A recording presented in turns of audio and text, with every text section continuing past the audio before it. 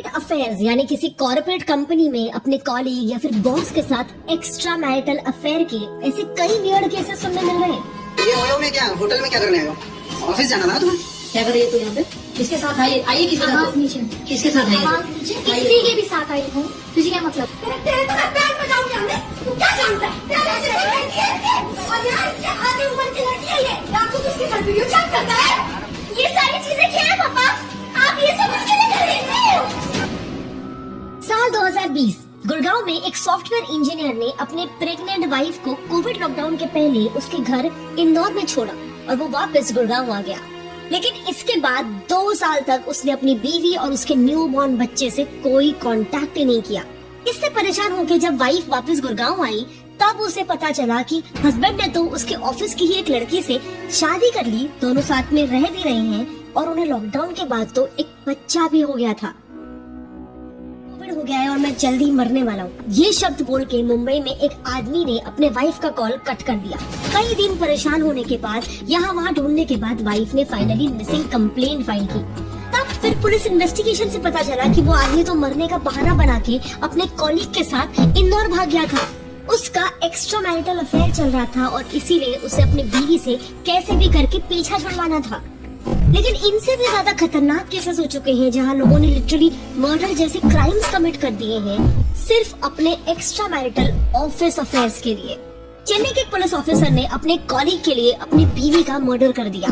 बेंगलुरु में हारिनी नाम की एक औरत ने उसके को वर्कर के साथ अपना एक्स्ट्रा मैरिटल अफेयर खत्म करने की कोशिश की तो उसके को वर्कर ने, जिसका नाम यशस था, उसने हारिनी का ही मर्डर कर दिया। और सोनम रघुवंशी वाला हनीमून मर्डर केस तो हम सब जानते हैं। इसमें भी राज, जो सोनम का बॉयफ्रेंड था, वो एक्चुअली में उसका ऑफिस एम्प्लॉय था जिसने सोनम के साथ मिलकर राजा का यानी कि उसके हस्बैंड का मर्डर कर दिया। एंड ऐसा सिर्फ इक्के दुक्के केसेस नहीं है, इनका ऑफिशियल स्टैट्स भी काफी शॉकिंग है। इकोनॉमिक टाइम्स में पब्लिश्ड एक सर्वे के हिसाब से इंडिया में 34% एम्प्लॉइज का ऑफिस अफेयर रह चुका है। 34% यानी हर 3 में से 1 इंसान का अपने जिंदगी में कभी ना कभी ऑफिस में एक्स्ट्रा मैरिटल अफेयर रह चुका है, which is a very concerning figure. ये है ग्लेंडन, जो कि टिंडर और बम्बल जैसे ही एक पॉपुलर डेटिंग ऐप है, मगर सिर्फ शादीशुदा लोगों के लिए। एंड दिसंबर 2024 में ग्लेंडन ने अनाउंस किया कि इंडिया में उनके ऐप के यूजर्स में एक मैसिव 270% का इंक्रीज हुआ है, which is again a huge figure. इसी ऐप के सर्वे से पता चला कि 25% इंडियंस जो कॉर्पोरेट्स में काम कर रहे हैं वो अपने स्पाउस को चीट कर रहे हैं। एंड सबसे अनफॉर्चुनेट बात ये है कि इन्हें इसका कोई गिल्ट भी नहीं है। सर्वे में 71% वुमेन और 61% मेल्स ने कहा कि वो एक्स्ट्रा मैरिटल अफेयर्स को कोई इमोरल बात नहीं मानते हैं, विच क्लियरली शोज कि हमारी सोसाइटी धीरे धीरे बहुत ज्यादा बदल चुकी है। एंड डेटा की क्या जरूरत है, सोशल मीडिया पे तो ऐसे वीडियोस की आपको भरमार मिल जाएगी जहां एक पार्टनर को चीट करते हुए पकड़ा गया है एंड दूसरा पार्टनर चिल्ला रहा है। उंगली उंगली देख लिया मैंने। नंगे हाथ पकड़ा ना, चल कर लिया मैंने।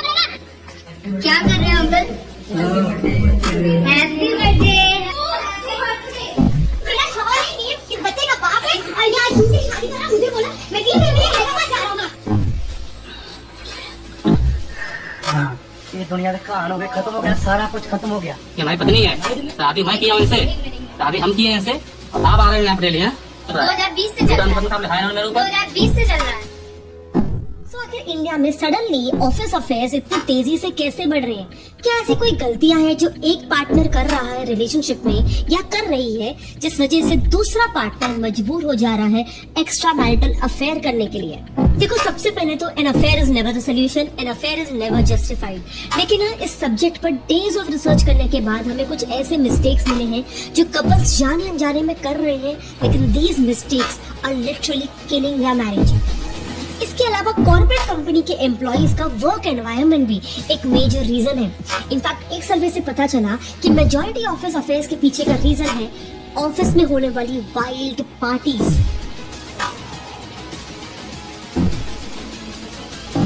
स्पेशली आईटी और बीपीओ सेक्टर्स में जहां नाइट शिफ्ट्स या फिर ग्रेवयार्ड शिफ्ट्स बहुत ज्यादा कॉमन है। So actually in unconventional shift timings जैसे कि रात के ग्रेवयार्ड शिफ्ट्स में होता क्या है कि टाइमिंग्स की वजह से मेजॉरिटी एम्प्लॉइज अपने सोशल सर्कल से कट ऑफ हो जाते हैं। जिस वजह से ऐसा देखा गया है कि कई कॉर्पोरेट एम्प्लॉइज ऐसे पार्टीज अटेंड करते हैं जिन्हें कहा जा रहा है वाइल्ड पार्टीज। अब ये पार्टीज कंपनी ने ही ऑर्गेनाइज किए हो सकते हैं या फिर कोई एक कॉलीग या फ्रेंड ऑर्गेनाइज किया हो सकता है, मगर यहाँ सबसे कंसर्निंग बात ये है कि अक्सर इन पार्टीज में फिजिकल रिलेशनशिप्स बनते हैं या फिर कैजुअल हुकअप्स होते हैं। टेलीग्राफ ने इंडियन मेट्रो सिटीज में एक सर्वे किया था तो उससे पता चला कि मुंबई के 89% सर्वेड एम्प्लॉइज और बेंगलुरु के 74% एम्प्लॉइज ने कहा कि हाँ वो ऐसी पार्टीज अटेंड करते हैं एंड हाँ इन पार्टीज में फिजिकल रिलेशनशिप्स या फिर कैजुअल हुकअप्स होते हैं। एंड लगभग 19% लोगों ने ये भी बताया कि हाँ ऐसे ही ऑफिस पार्टीज की वजह से ही उनके ऑफिस अफेयर्स की शुरुआत हुई थी।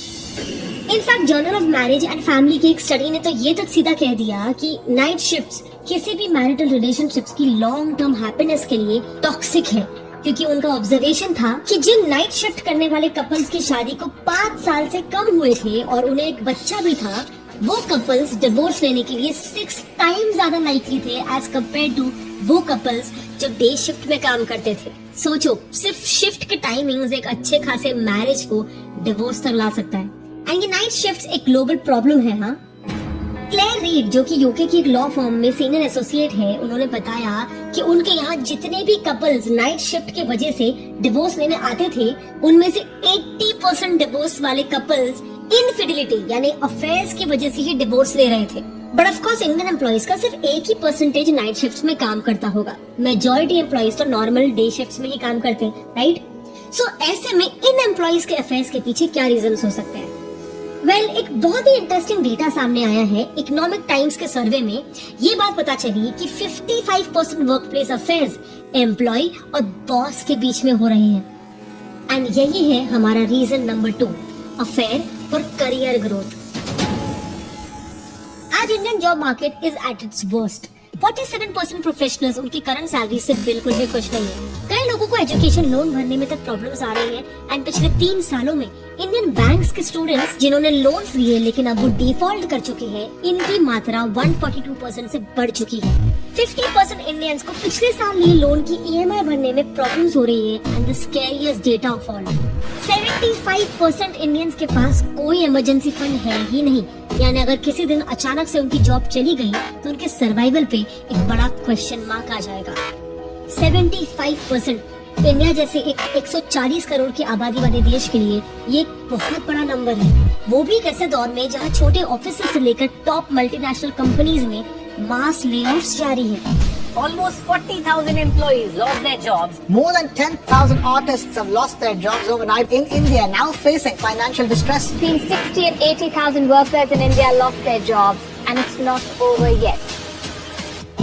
So, ऐसे में क्या मुझे सही में प्रूव करने की जरूरत है कि आखिर क्यों 55% वर्कप्लेस अफेयर्स एम्प्लॉइज का उनके बॉसेस के साथ हो रहा है? एक रिसर्च फर्म साइनोवेट ने मुंबई, दिल्ली, पुणे जैसे मेट्रो सिटीज के 500 कंपनीज में जब सर्वे किया, उस सर्वे में 44% रेस्पोंडेंट्स ने एग्री किया कि हाँ ऑफिस अफेयर उनके करियर में ग्रोथ हासिल करने का सबसे क्विकेस्ट तरीका है। इनफैक्ट 30% यानी हर 10 में से 3 एम्प्लॉइज ने तो ये तक एग्री किया कि हाँ ऑफिस अफेयर की वजह से ही उन्हें जल्दी हाइक्स और प्रमोशंस मिले हैं। ये केस देखना, मुंबई की एक डेवलपमेंट मैनेजर रंजना ने हिंदुस्तान टाइम्स को बताया कि उनकी शादी को 7 साल हो चुके हैं और उन्हें एक 4 साल का बच्चा भी है, लेकिन फिर भी वो अपने ऑफिस में एक जूनियर के साथ एक्स्ट्रा मैरिटल रिलेशनशिप में है। अब इस अफेयर का जस्टिफिकेशन उन्होंने ये दिया कि वो और उसके हस्बैंड सुबह 8 बजे निकल जाते हैं और रात को लेट 9 बजे घर आते हैं। सो ऐसे में उनके पास एक दूसरे से बात करने का टाइम ही कहाँ है। इसीलिए उनका मानना है कि अगर उनके ऑफिस अफेयर से उन्हें इमोशनल फुलफिलमेंट मिल रहा है और उनके जूनियर को इससे करियर में ग्रोथ मिल रहा है, तो उस अफेयर में गलत क्या है? अब इनका स्टेटमेंट काफी डिबेटेबल है, मेरे तो पल्ले में नहीं आ रहा, लेकिन उन्होंने कॉर्पोरेट अफेयर्स का अगला इम्पोर्टेंट रीजन हाईलाइट किया, जिससे आज कई इंडियंस अफेयर्स करने के लिए ऑलमोस्ट वल्नरेबल हो चुके हैं, विच इज ओवरवर्क। आज इंडिया में 70% एम्प्लॉइज ओवरवर्क्ड फील कर रहे हैं। इंडिया के IT सेक्टर का ही एग्जांपल ले लो, वहाँ तो हर 4 में से 1 एम्प्लॉय हफ्ते में 70 आवर्स काम करता है, मतलब ऑलमोस्ट 10 से 11 घंटे एवरी डे। ऊपर से इंडिया का एवरेज ऑफिस कम्यूट टाइम भी 55 मिनट्स है, मतलब एक एम्प्लॉय के करीब 12 घंटे तो ऑफिस के लिए ही चले जाते हैं।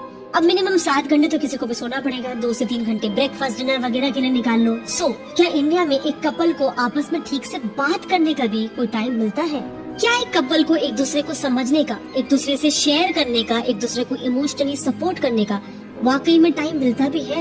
एंड नहीं, मैं इसके वजह से होने वाले अफेयर्स को बिल्कुल भी जस्टिफाई नहीं कर रही हूँ, लेकिन जब तक हम प्रॉब्लम्स को अच्छे से समझेंगे ही नहीं, तब इसके सॉल्यूशंस कैसे निकलेंगे?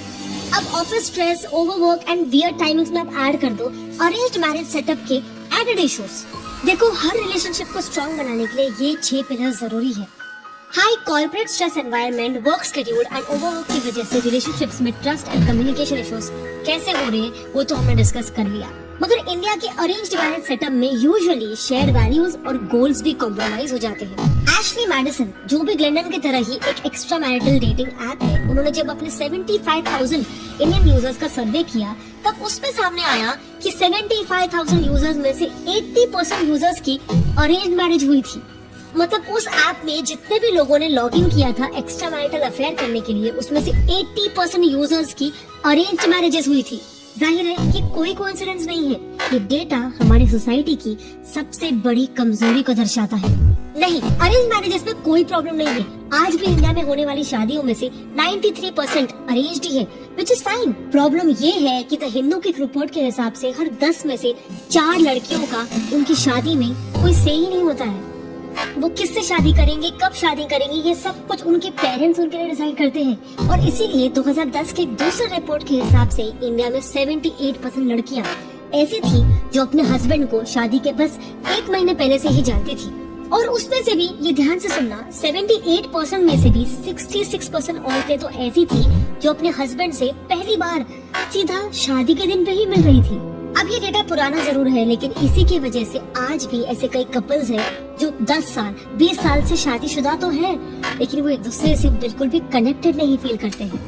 वो एक दूसरे से प्यार नहीं करते हैं, वो एक दूसरे के फर्स्ट चॉइस नहीं है। हाँ, इतने सालों में उन्होंने साथ रहना सीख लिया है, लेकिन उनके इंटरेस्ट, उनके गोल्स एक दूसरे से बिल्कुल भी अलाइन नहीं करते हैं। अब अगर आप एक renowned psychologist doctor John Gottmann की एक स्टडी देखोगे, जिसमें उन्होंने लॉन्ग टर्म मैरिज यानी कि 25 से 50 साल की शादी के सक्सेस को पता लगाने के लिए 156 मिडिल और ओल्ड एज कपल्स को स्टडी किया। इस स्टडी में उन्होंने सभी कपल से पूछा कि इतने सालों तक एक हैप्पी मैरिज के लिए उनका सोर्स ऑफ हैप्पीनेस क्या था, तो ऑलमोस्ट सभी कपल्स ने मेजरली ये चीजें लिस्ट की। इस लिस्ट में अगर आप देखोगे तो ज्यादातर एक्टिविटीज वही है जो उन्होंने साथ में मिलके की थी, जैसे things done together recently, plans for the future और उनके ड्रीम्स। इन्हें ही तो शेयर वैल्यूज और गोल्स कहते हैं, जो दोनों के पार्टनर्स मिलके उनके लाइफ के लिए प्लान करते हैं और फिर उन्हें अचीव करते हैं साथ में मिलकर। इनफैक्ट अमेरिकन्स, जिनके मैरिजेस का ट्रैक रिकॉर्ड कुछ खास नहीं है, वहाँ पे भी जब कुछ सक्सेसफुल कपल्स को स्टडी किया गया तो उनमें से भी 64% कपल्स ने यही बताया कि उनकी मैरिज सिर्फ और सिर्फ एक ही चीज की वजह से टिकी रही, शेयर्ड इंटरेस्ट। यानी कि ऐसे कई चीजें थी जो उन्हें हमेशा साथ में करने में मजा आता था, और ये उनके लिए एक दूसरे की तरफ कोई ड्यूटी या रिस्पॉन्सिबिलिटी नहीं थी, बल्कि ये उनका पैशन था। बट इंडिया में कपल्स का कॉमन इंटरेस्ट या फिर कंपैटिबिलिटी कहाँ देखी जाती है? शादी के मेजर फैक्टर्स तो सिर्फ कास्ट और इनकम स्टेटस होता है, बट वहीं पे अक्सर वर्क स्पेस में क्या होता है कि सिर्फ क्योंकि नेचर ऑफ वर्क सिमिलर है तो ज्यादा चांसेस हो जाते हैं कि किसी भी इंसान का उसके कॉलीग के साथ थॉट्स ज्यादा मैच करे, उन्हें सिमिलर काम करने में मजा आए और उनका गोल्स, उनके विजन भी एक दूसरे के साथ ज्यादा अलाइन हो। इसीलिए एक सर्वे में 50% कॉर्पोरेट एम्प्लॉइज ने बताया कि वो उनके साथ ज्यादा अट्रैक्टेड फील करते हैं जिनके जॉब्स उनके जॉब्स के साथ सिमिलर हो। बट रीजंस जो भी हो, 100 बात की एक बात है कि एक्स्ट्रा मैरिटल अफेयर्स घर बर्बाद कर देते हैं, परिवार तोड़ देते हैं, कपल के मेंटल हेल्थ पर असर तो पड़ता ही है, लेकिन अगर ऐसे रिलेशनशिप्स में बच्चे भी हो जाए तो अपने पेरेंट्स के ऐसे ब्रोकन मैरिजेस की वजह से बच्चों को जिंदगी भर का ट्रॉमा हो सकता है। स्ट्रेस, एंजाइटी, डिप्रेशन, ऐसे कई केसेस हैं जहां माँ बाप के एक्स्ट्रा मैरिटल अफेयर्स या फिर डिवोर्सेस की वजह से उनके बच्चों ने गलत कदम उठा लिए हैं। सो अब ऐसे में इसके सॉल्यूशंस क्या हो सकते हैं? वेल, कुछ ऐसे साइंटिफिक टेक्निक्स हैं जिस पर कई साइकोलॉजिस्ट और रिलेशनशिप काउंसलर्स की एकता है कि राय है कि हाँ, ये टेक्निक्स एक हेल्दी रिलेशनशिप मेंटेन करने के लिए या फिर एक ब्रोकन मैरिज को फिक्स करने के लिए डेफिनेटली काम करती है। सबसे पहला है चैपमैन्स 5 लव लैंग्वेज। 1992 में एंथ्रोपोलॉजिस्ट और मैरिज काउंसलर गैरी चैपमैन ने द 5 लव लैंग्वेजेस स्टडी को पब्लिश किया, जिसमें उन्होंने 5 ऐसे तरीके बताए जिससे कपल्स अपने रिलेशनशिप के स्पार्क को मेंटेन रख सकते हैं। पहला है वर्ड्स ऑफ एफर्मेशन, यानी रेगुलर अप्रिसिएशंस करना, रोमांटिक टॉक्स करना एक्सेट्रा। दूसरा है quality time every week, every month and every year, यानी अपने पार्टनर के साथ डेट नाइट्स, स्टेकेशंस या फिर लॉन्ग ट्रिप्स प्लान करना। तीसरा है गिफ्ट्स। अब इसमें ऐसा जरूरी नहीं है कि गिफ्ट्स बहुत ही एक्सपेंसिव हो, पर ऐसी चीजें जिससे आपका पार्टनर अप्रिशिएटेड फील करे। चौथा है एक्ट्स ऑफ सर्विस। ये काफी लोगों का लव लैंग्वेज भी होता है, जहाँ एक पार्टनर दूसरे पार्टनर के लिए कुकिंग हो गया, मसाज या ऐसा उनका कोई भी काम उनके बोले बिना करके उन्हें रिस्पेक्टेड और स्पेशल फील करवाता है। And lastly physical touch.